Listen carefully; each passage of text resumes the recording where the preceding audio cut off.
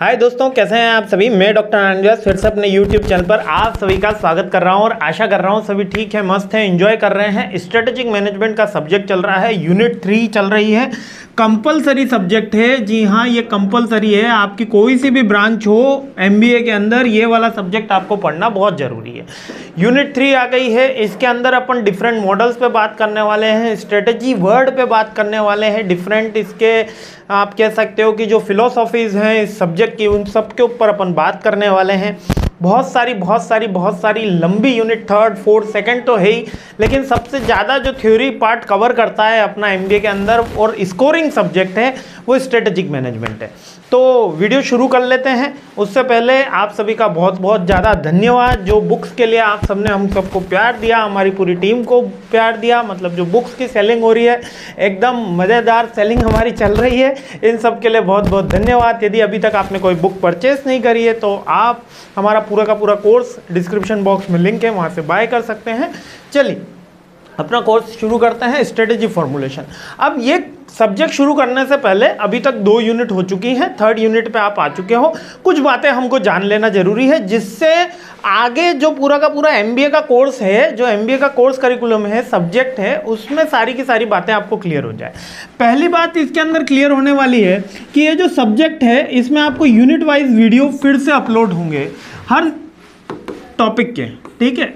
Unit wise video हर topic के आपके फिर से अपलोड होंगे, क्योंकि हर सब्जेक्ट के अंदर कुछ माइनर चेंजेस किए गए हैं। कोई मेजर ऐसा यूनिवर्सिटी से चेंज नहीं आया है, लेकिन कुछ माइनर चेंजेस के कारण हर सब्जेक्ट का यूनिट वाइज वीडियो आएंगे।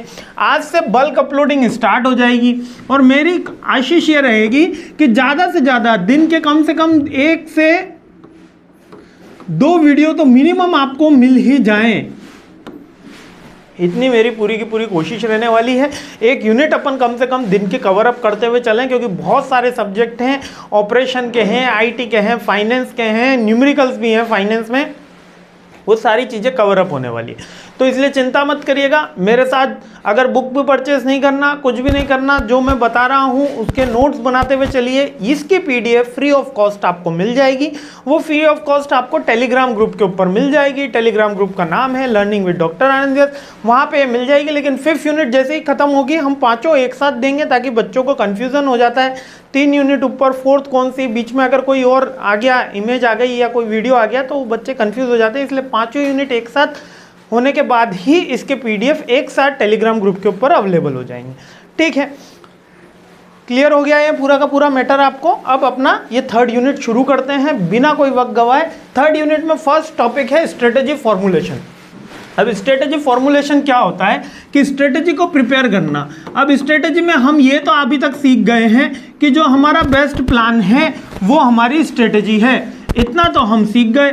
लेकिन जब मैं स्ट्रेटेजी फॉर्मुलेशन पे आ रहा हूँ तो मेरे को ये पता होना चाहिए कि स्ट्रेटेजी किन किन लेवल पे बनाई जाती है, ऑर्गेनाइजेशन में किन डिफरेंट एस्पेक्ट पे स्ट्रेटेजी बनाई जाती है। तो आपको ये याद रखना है कि 3 लेवल हैं हमारे, हमेशा से यही लेवल रहते हुए आए हैं। एक टॉप लेवल है, एक मिडिल लेवल है, एक लोअर लेवल है। तो जब टॉप लेवल पे बात करते हैं तो वहाँ पर कैसी स्ट्रेटेजी बनेगी कि फंडिंग कहाँ से लाएं हम, और पैसा कहाँ से लाएं, और कौन सी मशीन लाएं, और कौन सी टेक्नोलॉजी लाएं, यानी डिसीजन एस्पेक्ट पे बात होगी। यानी कि कॉरपोरेट लेवल की जो हो गई वो आपकी टॉप मैनेजमेंट की ड्यूटी होती है। ये बेसिकली आपकी एसेट्स लाइबिलिटी में जो प्रेफरेंस शेयर हमको इशू करने हैं, कि इक्विटी शेयर इशू करने हैं, हमें डिवेंचर इशू करने हैं। अगर जिनको टर्म्स अभी समझ में नहीं आ रही, धीरे धीरे फाइनेंस के बच्चे भी समझ लेंगे, अदर फाइनेंस के भी समझ में आ जाएगा।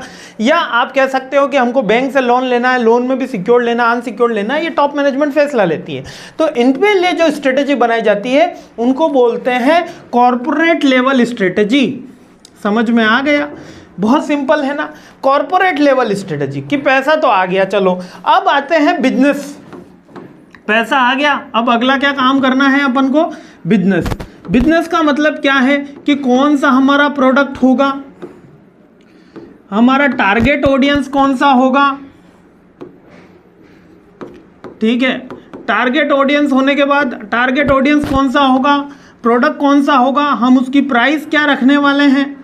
प्राइस भी खैर कॉर्पोरेट लेवल स्ट्रेटेजी में आ जाता है, लेकिन समटाइम्स जैसे कि आप कह सकते हो कि एक एग्जाम्पल आपको रियल लाइफ एग्जाम्पल बताते हैं। जैसे बिग बाजार एक बड़ा ब्रांड है, इसमें नॉर्मल जो स्कीम होती है वो तो सेम रहती है, मीन्स के आप जो बिग बाजार में स्कीम अगर आपको अहमदाबाद में मिल रही है तो वही जयपुर में मिलेगी, और वही स्कीम आपको हो सकता है दिल्ली में मिल जाए।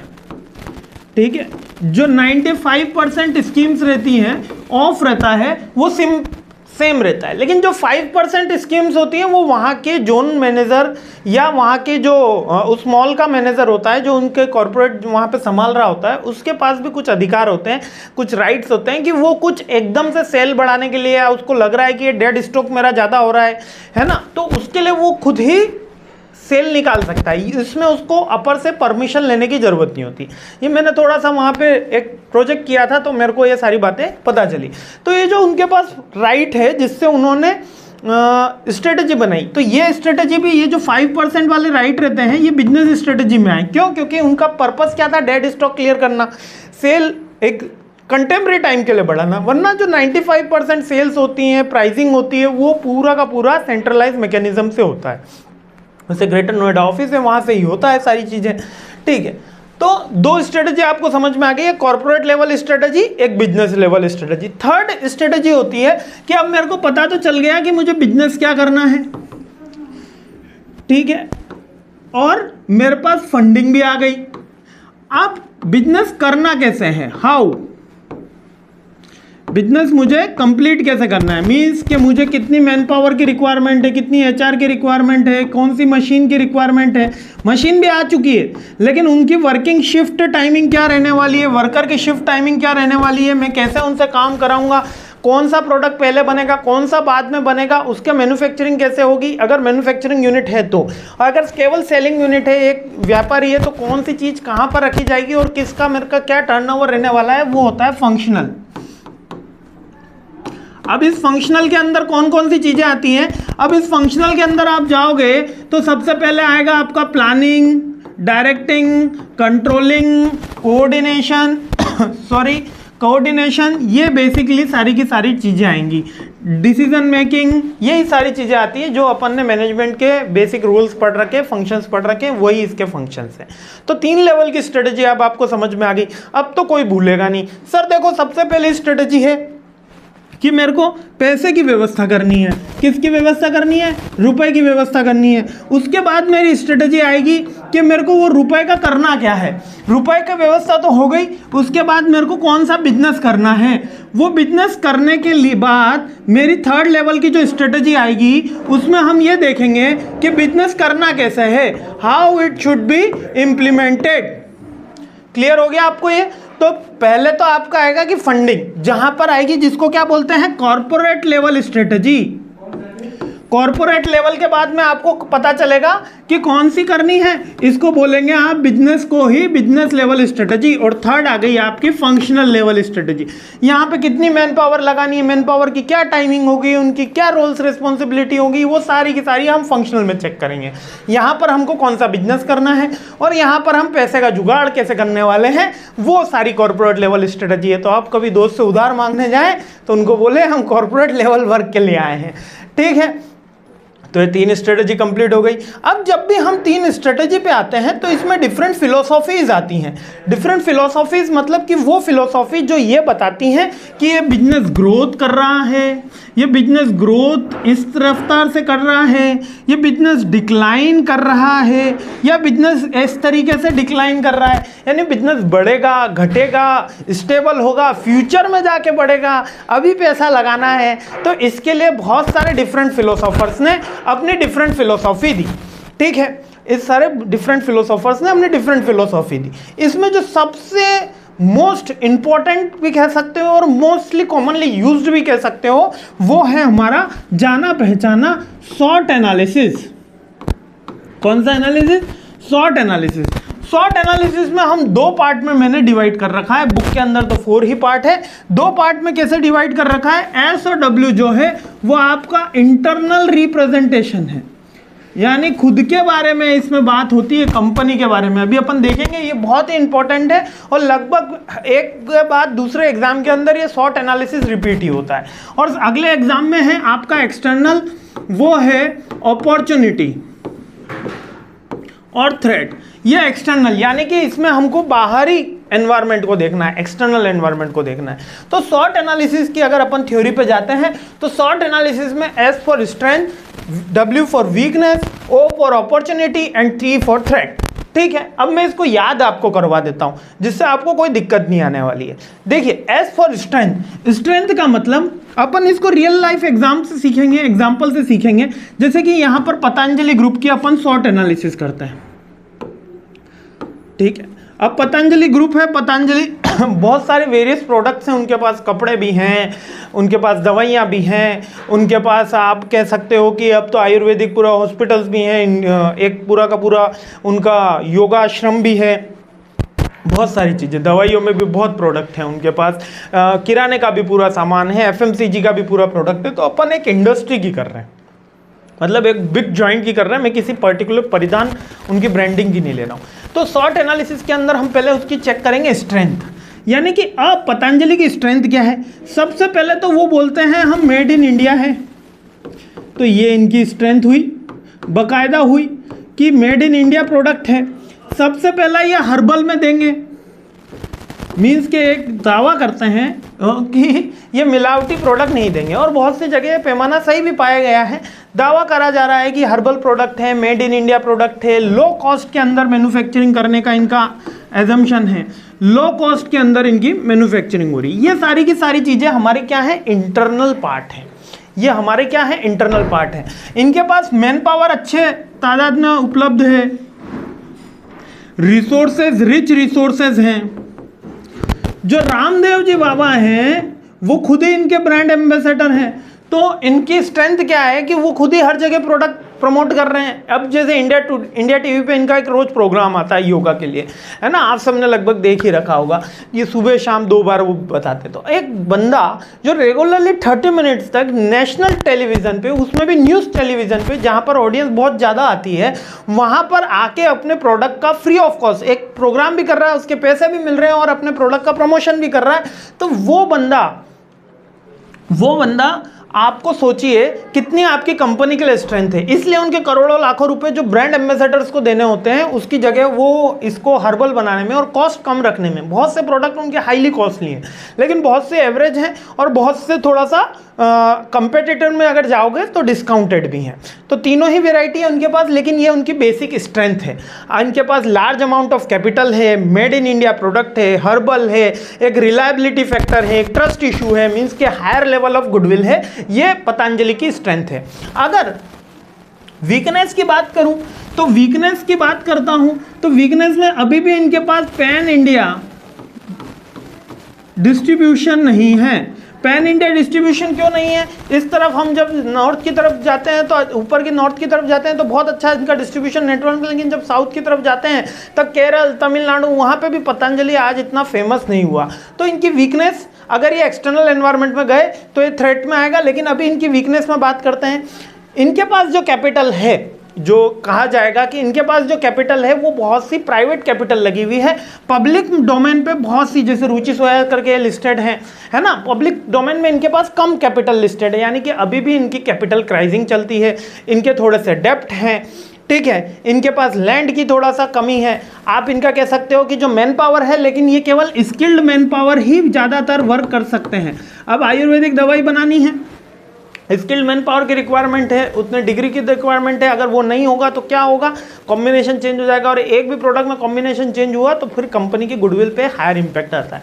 तो जितने भी इंटरनल पार्ट है कि आप कह सकते हो कि कंपनी में रिटेंशन रेशो लो है, या कोई बंदा जो चाह रहा है कि मैं इनकी सैलरी कम रहती है ना, जो आपका हायर पैकेज जो रहेगा वो इनकी सैलरी कम रहेगी, यानी एम्प्लॉय के लिए, तो एम्प्लॉय का सेटिस्फेक्शन लेवल लो रहता है। लेकिन ये अगर आप डिफरेंट एस्पेक्ट से जाओगे तो कुछ एम्प्लॉय वहाँ है कि हम देश सेवा का काम कर रहे हैं, हमारे देश की कंपनी को आगे बढ़ा रहे हैं, हम जैसे कि दूसरी जो बाहर की कंपनियां HUL हैं इनको पछाड़ रहे हैं। तो ये इनकी कंपनी की इंटरनल वीकनेस है। इसको वीकनेस कह भी सकते हैं और नहीं भी कह सकते हैं, लेकिन I as a case study अपन इसको वीकनेस मान लेते हैं कि यहाँ पर एम्प्लॉय जो हैं वो कम स्किल्ड के, हायर स्किल की हमेशा रिक्वायरमेंट है।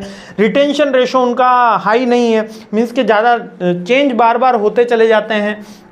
पैन इंडिया में इनका कवरेज कम है क्योंकि इनके डिस्ट्रीब्यूशन जो है, जो इंटरनल सप्लाई चेन है वो कम है। तो ये इनकी एक वीकनेस हो गई। अब इसमें आगे चलते हैं इनकी अपॉर्चुनिटी ये है कि इंडिया जो है, अब यहाँ पर अपन एक्सटर्नल बात करेंगे, किसकी बात करेंगे, एक्सटर्नल की। अपॉर्चुनिटी क्या है पतंजलि के पास कि इंडिया सेकेंड लार्जेस्ट मार्केट है वर्ल्ड में, ठीक है। इससे पहले हमारे जस्ट चाइना है, बाकी तो India is the second largest market है और इंडिया की पॉपुलेशन तो अब नंबर 1 पे आ गई है। तो जब सेकंड लार्जेस्ट मार्केट है हमारे पास इंडिया का, इंडिया की पॉपुलेशन 1 पे है और यहाँ पर आप डायबिटीज़ के पेशेंट आप सोचिए करोड़ों में है, ठीक है। मतलब आप हर घर के अंदर डायबिटीज़ बीपी की गोलियाँ मतलब थोक के भाव में आ रही है।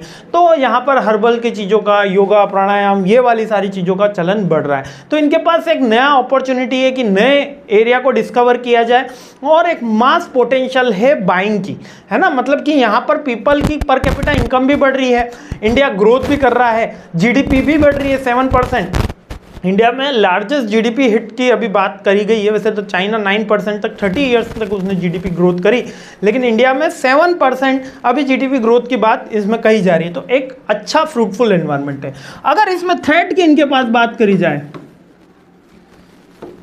थ्रेट की बात करी जाए तो ये केवल और केवल 1 और 2 रामदेव जी और इनके बालकृष्ण जी, इन दोनों के ऊपर बहुत ज़्यादा डिपेंडेंट है कंपनी। जिस भी दिन इनकी गुडविल को अगर कुछ हानि होती है, इस कंपनी पर डायरेक्टली इम्पैक्ट आएगा।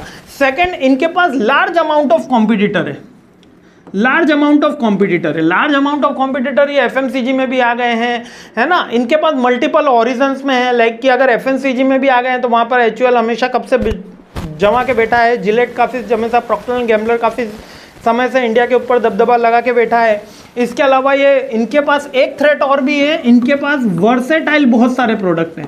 वर्सेटाइल यानी कि इनके पास रेंज बहुत सारी हो गई, यानी कि ये चीज़ें इतनी सारी रखने लग गए कि बहुत सी चीज़ें बार ये आउट ऑफ स्टॉक्स हो जाती है। लाइक कि घी जो मोस्ट सेलिंग प्रोडक्ट होता है वो बहुत बार आउटलेट पे आउट ऑफ स्टॉक हो जाता है। तो ये आउट ऑफ स्टॉक का मतलब सप्लाई चेन स्ट्रांग नहीं होने के कारण ये दिक्कत आती है, क्योंकि इतने रिसोर्सेज नहीं है। अब मार्केट में कौन सी चीज़ कब शट डाउन हो जाएगी ये हम नहीं जानते। जैसे कि कोरोनिल का एक किट इनका काफ़ी फेमस हुआ, काफ़ी चला, लेकिन अब थोड़ा सा ब्रेकडॉक पे है। तो क्या है, इनके पास वास्ट वेराइटी ऑफ प्रोडक्ट है जिसको मैनेज करने में, इनको मार्केट में एंट्री लेने में दिक्कत आती है, क्योंकि हर जगह एक डिफरेंट जाइंट बैठे हुए हैं। तो शॉर्ट एनालिसिस से हम क्या सीखते हैं, शॉर्ट एनालिसिस से हम ये सीखते हैं कि कोई भी कंपनी कि अगर शॉर्ट एनालिसिस कर लोगे तो पता चल जाएगा कि वो कंपनी कितनी हाई है या कितनी लो है, और कंपनी कितनी आगे बढ़ सकती है, कंपनी कितनी कम बढ़ सकती है। जितने उसकी स्ट्रेंथ ज़्यादा होगी, याद रखिएगा, जितनी उसकी स्ट्रेंथ ज़्यादा होगी और जितनी उसकी अपॉर्चुनिटी उसके पास मार्केट में होगी, उसकी ग्रोथ भी उतनी ही ज़्यादा होगी। लाइक जियो आया था, स्ट्रेंथ थी, पैसा बहुत था, 50,000 करोड़ रुपए से उन्होंने स्टार्टअप किया, स्ट्रेंथ थी। वीकनेस क्या थी कि उन्होंने सब अभी धीरे धीरे स्टार्ट करना था, मार्केट में 4G कनेक्शंस नहीं थे। अपॉर्चुनिटी थी, हर कोई फ़ोन चलाना चाहता था, हर कोई इंटरनेट चाहता था, हर कोई चाहता था मैं लाइव स्ट्रीम करते हैं इंडिया और पाकिस्तान का क्रिकेट मैच अपने मोबाइल के अंदर देख सकूं, सब संभव हुआ, अपॉर्चुनिटी थी। थ्रेट क्या थी, वोडाफोन था, एयरटेल था, BSNL था, ठीक है, और रिलायंस का कॉम भी थे, दूसरे जो अनिल अंबानी साहब की कंपनी है वो भी था। वीकनेस इनके पास क्या थी कि इनके पास एक पूरा का पूरा नेटवर्क नहीं था। तो ये सारी की सारी चीज़ें हुई। तो यहाँ पे आपको बात समझ में आ गई। तो ये सारी की सारी चीज़ें जब होती हैं तो अब अपन किसी भी कंपनी के बारे में एनालिसिस कर पाते हैं कि वो कंपनी आगे बढ़ेगी कि नहीं बढ़ेगी। क्लियर मामला। तो शॉर्ट एनालिसिस यहाँ पे ख़त्म करते हैं, अगले पार्ट में मिलते हैं और इसकी डिफरेंट जितनी भी थ्योरीज हैं उनको 1 बाय 1 इन शॉर्ट अब समझते हैं। ये एक मोस्ट इंपॉर्टेंट थी, इसलिए मैंने बहुत अच्छे से इसको डिटेल में आपको समझाने की कोशिश करी। आई होप आपको समझ में आई होगी और thanks for watching my this video. I really appreciate your time. जय हिंद।